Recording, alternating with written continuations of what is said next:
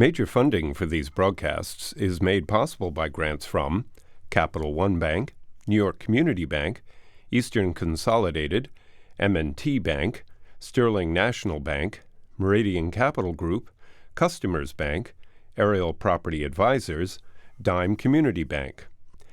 Additional funding is made possible by grants from AM Trust Title, AVR Realty Company, Avison Young, Bank of America Merrill Lynch, Bank Leumi USA, Briarwood Organization, CBRE, Chase Commercial Term Lending, Chase Commercial Mortgage, Citizens Bank, CPEX Real Estate Services, Colliers International NYC, Cohen Equities, Collins Building Services, Douglaston Development, Levine Builders, Flushing Bank, Friedman LLP, Handler Real Estate Organization, Handro Properties, Hodges Ward Elliott Inc., Investors Bank, James D. Kuhn Real Estate Institute at Syracuse University, Kilroy Architectural Windows, Madison Realty Capital, Matone Group, Mercantile Bank, New Banks, Newmark Knight Frank, Optimum Window Manufacturing Corp.,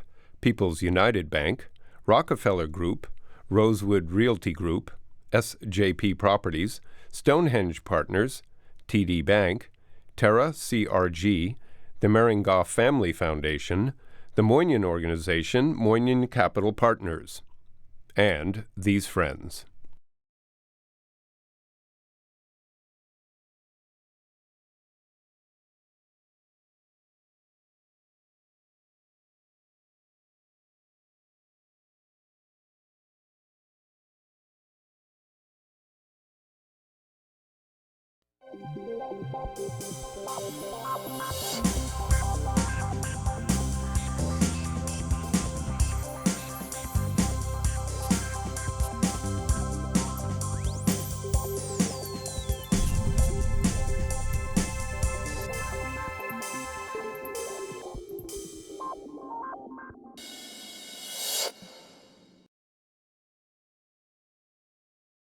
It's called Long Island City. Everybody is going there. It's a place to visit, a place to shop, a place to live, a place to stay. It's the place to be. So today I've assembled this group of leaders to talk about what's happening in the booming industrial and commercial market in Long Island City. My guests today include the king of industrial in Long Island City. As an owner, as a broker, Frank Zuckerbrot, who is the president of Sholom Zuckerbrot. The queen of industrial, also involved with the flea market, involved with the community, Paula Kirby, a managing principal, a managing director at Plaxall. When it comes to communications in Long Island City and in Queens, there's only one guy, Josh Schneps, who's the CEO of Schneps Communications, and also a principal at the LIC Flea, which we'll explain what that means in a little while. And last but not least, how could you go to Long Island City without hospitality? So we have the man who's involved with the Ravel Hotel, also the restaurants, Ravi Patel, who is Ravel Hotel and Ravel Management.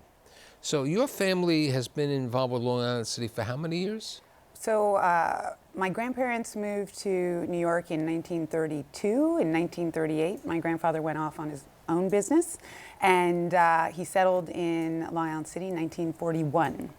And as he did well with his plastics manufacturing, his thermoforming business, he started investing in Long Island City, in the property there. And as he told us kids when we were growing up, he always said, kids, someday Manhattan will become overcrowded, and they will move one stop from Grand Central to Long Island City. So he was the visionary grandpa. He certainly was. Now, what kind of manufacturing did you do then? What kind of manufacturing do you do today in Long Island City? So my grandfather was an architect and engineer, industrial designer. He also had a law degree. He actually invented the process of thermoforming, which is taking a sheet of plastic, heating it, and pressure molding it. So coffee cup lids, all those clamshells, a lot of packaging. And as we say, had he patented it correctly, I probably wouldn't be sitting here right now. Boy, you know how to I might be on a hurt. beach someplace. You know how to hurt somebody, okay? But he also thought that had he gotten that patent correct and made so much money, we all would have been way too spoiled, so that this kept us a little hungry. So we still do some thermoforming actually in Long Island City, but the business has really transformed much more into property management.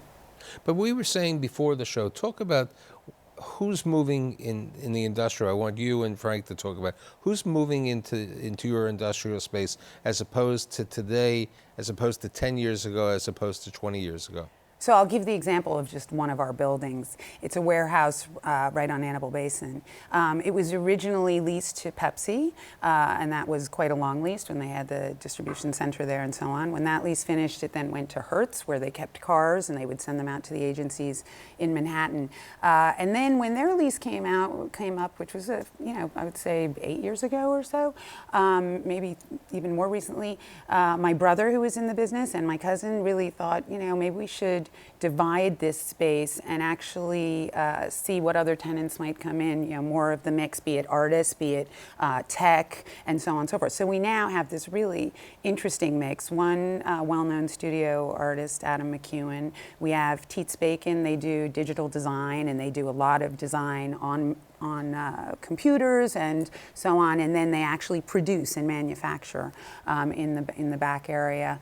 And then we have Barney's production team, which I don't think I mentioned to you before, but they create all of the windows for the Barney store. So they make all the displays for the Barney store. They make the displays, and they actually work with artists to come up with the ideas for their windows. And at last holiday windows, Plaxall actually participated and did some thermoforming as well. But they collaborated with a number of our other tenants, be it Kenny Greenberg, who's a neon artist, and Very Direct, they're large-scale printers. So it's great to have this community. So the industrial, like Frank's involved with the Swing Line building, which also has that major tennis court over there and everything. But at one time, you had Swing Line, which was in the staple business, both manufacturing of staplers and the staples. Who's moving today to Long Island City? What are you seeing going on? So, Mike, you're certainly referencing the fact that Long Island City at one point was really home to the Fortune 500 in terms of manufacturing and all the industrial activities that took place. And we sort of started to see a change in the 70s and 80s with that as a number of manufacturers moved out of the area. And a lot of those buildings that needed to be readapted were turned into back office. So we started to see sort of the headquarters being in Manhattan, and some back office facilities coming into Long Island City, whereas it used to be that the headquarters of a lot of these Fortune 500 companies might have been elsewhere, but they had these facilities in Long Island City. And I think now we're actually seeing another wave taking place in this sort of next movement from the late 2000s to where we are today. We're actually seeing headquarters coming into Long Island City. Companies like JetBlue, companies like Altus, which recently announced that's the successor to Cablevision, coming into a portion of the Citicorp building. So we're actually continuing to evolve. And with all that, in the backdrop still remains manufacturing and distribution. So the city has seen that they feel it's important to maintain that. So we're continuing to see traditional industrial use for distribution, like an Amazon facility, a FedEx facility, UPS. Additionally, on the manufacturing side, we're seeing some really high-end, interesting makers of things. Think of 3D printing and those types of businesses like Shapeways. Look, food distribution is very important, and food manufacturing. We have Newman's Kitchen over there because of the convenience. Well, it's just-in-time delivery. So you have a model where if you have something that needs to get to a customer base quickly, Long Island City represents one of those best opportunities. There's still industrial property that's zoned for those uses. South Bronx, the same. And to a lesser degree, Brooklyn right now. Brooklyn really has gone through so much rezoning. But companies that need to distribute quickly and get to that, the last mile piece of it is food. In addition to, traditional Amazon, UPS, FedEx. Right, there's no question. Let's talk about the flea, which is a combination, but tell me about the flea, how that happened and what it is. I think it was probably, in the evolution of residential being built. Long Island City certainly always had the artists, the manufacturing, but there wasn't many places to go out and just shop. or many locations to really just take families. So LIC Flea and Food started 5 years ago, before the waterfront park was even open in Long Island City. And Plaxall has been very cognizant of what is coming into the neighborhood and supportive of that. So what's the nature of the flea? So we have a beer garden, which actually we started as the All Queens Beer Garden, where we carry 8 different Queens-based breweries, and we don't carry any real large national beers.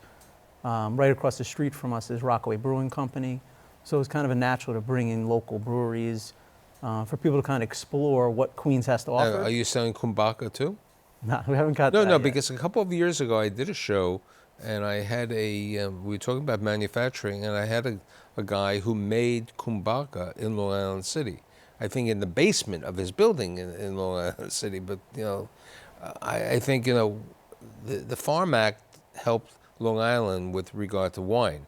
Now there's a new act which was enacted a couple of years ago, where you're going to be able to see, and perhaps even in Long Island City, where whiskey is going to be produced. And I think that's the next evolution that's going to be out in Long Island City. So how do you decide at a time to build this hotel in the worst section in Long Island City before Long Island City was hip? The public transportation. I mean, I've been in the hotel market for a long time, and first of all, I couldn't afford anything in the city. So I was like, hey, this is the next class thing. And So when did you build the hotel? I started in 2005. In 2005, we opened in 2008. We opened up our rooftop bar lounge restaurant in 2009. And we've been renovating. When did you put the addition on? The addition was just completed this year. So it started, the planning process and the thought process, purchasing of the property next door, took a compass of 5 years, but now it's So completed. here's the question that people say to me all the time. Who's going to these hotels in Long Island City? Okay, where are they from? I mean, I remember a couple of years ago, I think I walked over the bridge on Palm Sunday, which was crazy because I never realized the bikes go across there with you. So I was courageous in crossing over. And then I walked into one section where nobody spoke English, okay? And because they had this proximity of maybe 15 hotels. Is that still happening? Are we having, foreigners, or are we having local visitors from Dubuque, Iowa, or other places? I think you got a combination of everything. I think the Europeans are less resistant in terms of they don't need to be inside the city. They taught me more about Queens, Brooklyn, and all the other outer boroughs than I knew myself. They're constantly, they're adventurous. And as you see right now, I mean, everywhere you go in Long Island City, they're asking for directions. Somebody has a suitcase. They have no problem. They're actually the few people that still take the subway from the airplane and walk down. And they're adventurous, and you see it from all gamuts now, from your corporate business, from your weekdays to your weekend business. Now, Queens is a big wedding destination. I mean, we're doing 5 or 6 wedding groups a week. There's a lot of things going on in Queens, and a tribute to it too, as well as all the residents. You have close to 20,000 new residents coming into the area. The lack of resources they have is sometimes on the back end. So, with the large number of people moving to Long Island City and the number of people commuting to the city and working in Long Island City, does Long Island City and Astoria, which I consider nearby, and then Sunnyside, have enough restaurants and other retail amenities to meet the demand? I think on Vernon Boulevard, we're seeing a lot of new restaurants, and they're all great. But we don't really have clothing retail. I think that's lacking.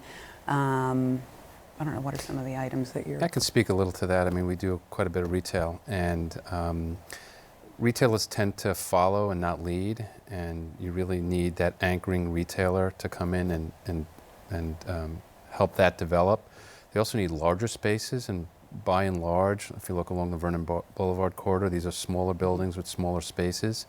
And even at the base of the residential buildings right now, they're not being designed for the most part with large retail in mind. They're being designed for a small restaurant, small sundries. And in addition, I think on the developing side right now, the developers are a little bit concerned about trying to attract the larger retailers because it's a difficult environment. The Amazon effect is taking place everywhere. I think a lot of the residents probably are going to rely on having the products delivered to their home. Your advertisers, who are they? Okay, I know the hospitals. You know, it's the Mount Sinai, the New York Press, the Northwell. But besides that, who's advertising in the local Queens publications and in Long Island City publications? Because those are the people that people want to go to. You know, that they're trying to attract all of the people. Well, Long Island City in particular, I mean, obviously you have the corporate advertising like the hospitals and the banks. The other tier is real estate. You know, residential real estate is obviously has huge momentum in Long Island City, and right now there's just a massive amount under construction. So you have a lot of residential brokers that are advertising, new developments that are advertising. What about the urgent care centers, which has become a big There's phenomenon? one urgent care center in Long Island City, you know, not far from the 7 train stop on Vernon Is Boulevard. it a city MD or is it? No, it's not. It's It's a an local. independent. Okay. You know, when we talk about Long Island City, one of the items, you know, which happened on September 13th was the opening of Cornell Tech. And people don't realize the magnitude, what that's going to have an effect. I think it's going to help the hospitality. I think it's going to definitely help every aspect of that. What's your thoughts about?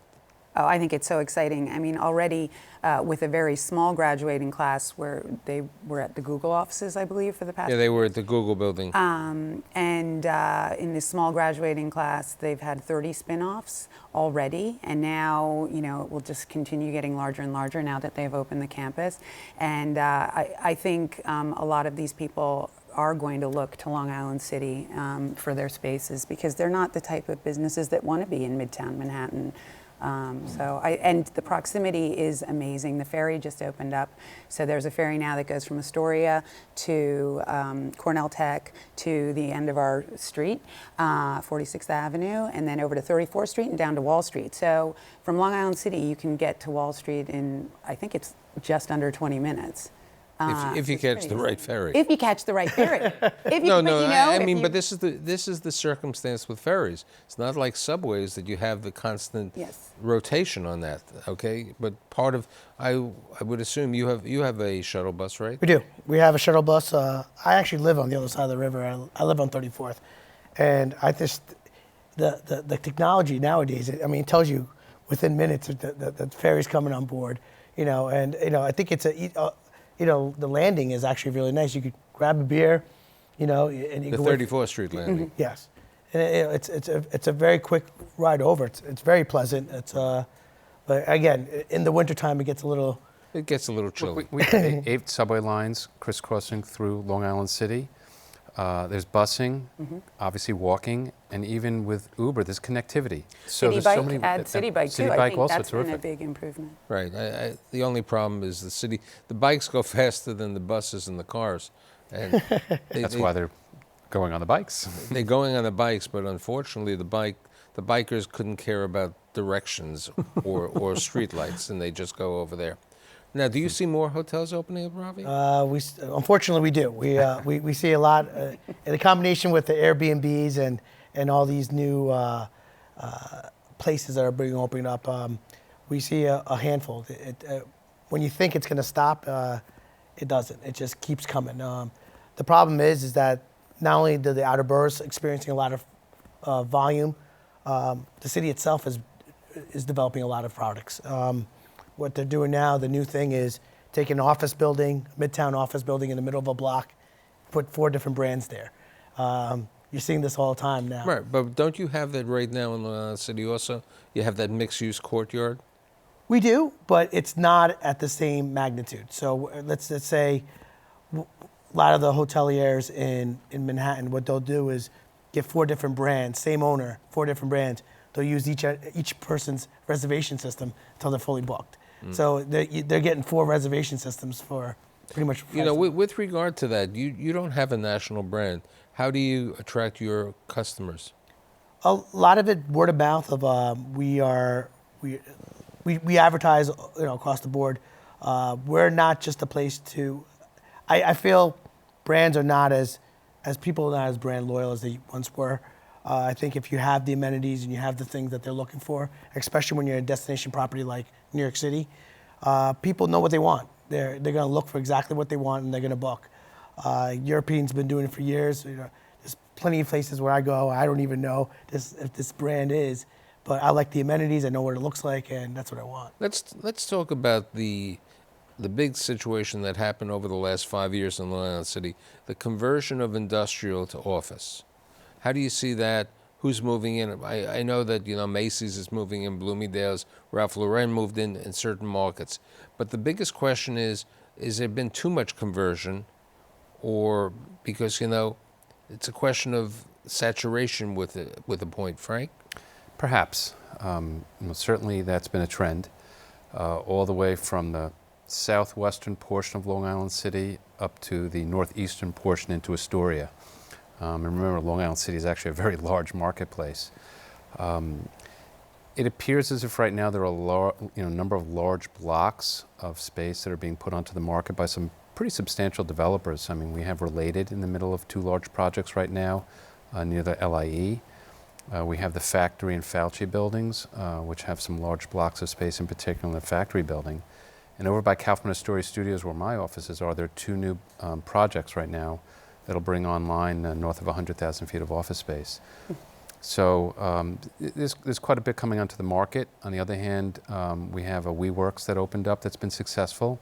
They're now doing a second WeWorks project with Tishman Speyer over by Queens Plaza.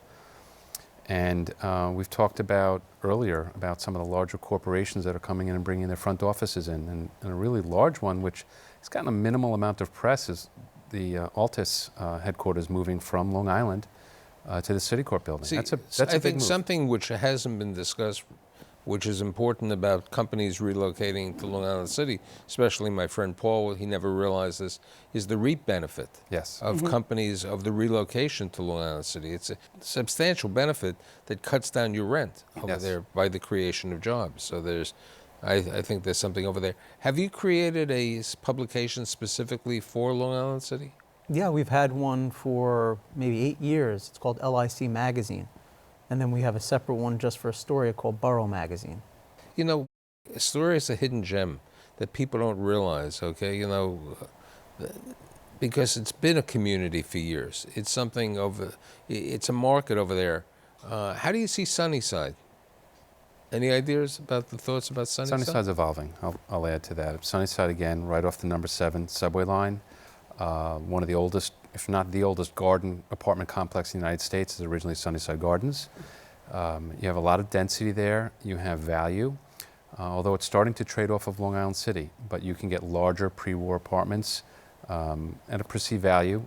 Again, you have neighborhoods that are in place, much like Astoria, safe. You know, Amazon has announced that they're looking for another corporate headquarters. You know, to meet their requirements, there's not that much land in certain parts of the city of New York, because transportation is part of the requirement in the law. So that's why East New York would really be out of it because of the situation. In the same manner as Hudson Yards, where they built the platform over the trains. What about building a platform and the creation of additional market on the Sunnyside Yards? And then they would have someone to fill all these apartments. It would be terrific. I would think there are other areas actually they could use in Queens, in Long Island City, in industrial areas. But I think Amazon would be great for New York, and I think New York would be great for Amazon. So could be a wonderful fit. Did I hear that Amazon has a distribution facility in Queens right now? They have a distribution facility in Brooklyn. They have a large one they took out in Long Island recently, but the mega project is coming to Staten Island. Right, that's a mega project where they had the opportunity because of the large swath of land over there, and also the opportunity to handle New Jersey. But Mike, they do have people that fulfill for them. It may not say Amazon on the building. You'll go into a facility, and there'll be Amazon boxes in that facility being literally filled and shipped. So surprisingly, Amazon uses third parties. People always ask me, where are the opportunities for somebody if they wanted to own or operate property Are there still opportunities for people to go into Long Island City, or have we reached a gentrification point that it's too expensive? There's not an opportunity there. What's your thoughts? I always think there's an opportunity. I think you just got to wait. It's certain areas that things come across my plate all the time, and according to my wife, I'm no longer allowed to develop. So but there's things that come up across all the time. It could be in Manhattan, it could be in Brooklyn, it could be. It's a waiting game. It's just you got to know perceived value depending on what you want to develop in that area, whether it be food and beverage, whether it be housing development, whether it be retail. There's always an opportunity. I don't think there's ever been an area where it's been a slam dunk and it's never been shut down. I think there's always opportunity. Manufacturing is difficult, though. So I'm going to say, just from the cost basis, it becomes somewhat prohibitive. I would say at the very high end of manufacturing, if you want to call food a version of manufacturing, they could pull it off, perhaps. But other than that, it's a real challenge. On the other hand, distribution will continue to take place. But it's going to be those companies that, if you think of like sort of concentric circles around Manhattan, that have to be close. And I don't want to say that everything starts and ends with Manhattan, because I'm an Attleboro person. I think Manhattan does still drive it. I think Cornell Tech, we have the first 3 buildings, okay? 2019, there are 2 additional buildings that are going to be open over there. And the magnitude of the companies, as you brought out, who are coming out of that market, the people, I think that it's going to fill up people to live there, okay? Because right now, absolutely, the residential tower is limited, that you have to be an employee or related to Cornell Tech. And, I just heard, which really surprised me, that Roosevelt Island just recently opened up a urgent care center. Somebody opened up an urgent care center. So, and people don't realize there's a Michelin 3-star restaurant in Long Island City. I had the chef on my show a couple of years ago, and he has his own tank with trout. So, I mean, and it's only open 3 days a week, I believe. No, I think it's open more at Casa Enrique. It's open. Right, so. Great margaritas and fabulous food. So I think, I think if you had to say about any market that's really blooming in the city of New York, it's Long Island City and Astoria. And I'm happy that I had the people who have been involved and continue to be involved. I'd like to thank Frank Zuckerbrot, Paula Kirby, Josh Schneps, Ravi Patel, and I'll see you next week.